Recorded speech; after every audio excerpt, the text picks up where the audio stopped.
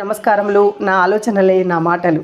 నిజంగా మనం ఈ కథ ద్వారా చాలా తెలుసుకోవాల్సింది ఉంది. ఏం తెలుస్తుందో మనం తెలుసుకుందాం.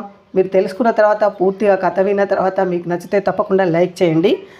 ఒకరోజు ఒక దొంగ ఒక ఇంటికి దొంగతనానికి వెళ్ళాడు. అక్కడ ఒక కుక్క ఉంది. దాన్ని చూసి కొంచెం భయపడ్డాడు.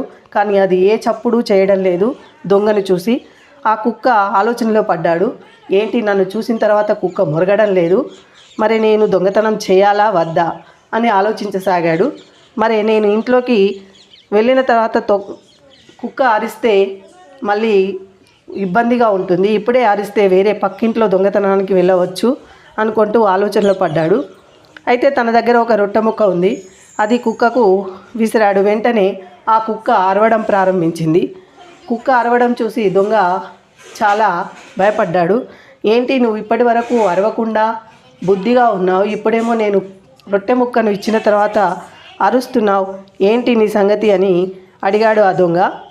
నువ్వు ఊరికే ఉన్నప్పుడు ఒకవేళ నువ్వు ఈ ఇంటి బంధువువో లేక తెలిసిన వ్యక్తివో లేక స్నేహితువో అనుకున్నాను, కానీ నువ్వు నాకు ఉచితంగా రొట్టె ముక్క ఇచ్చావో అప్పుడే నాకు అర్థమైంది నువ్వు దొంగతనానికి వచ్చావని, దొంగవని.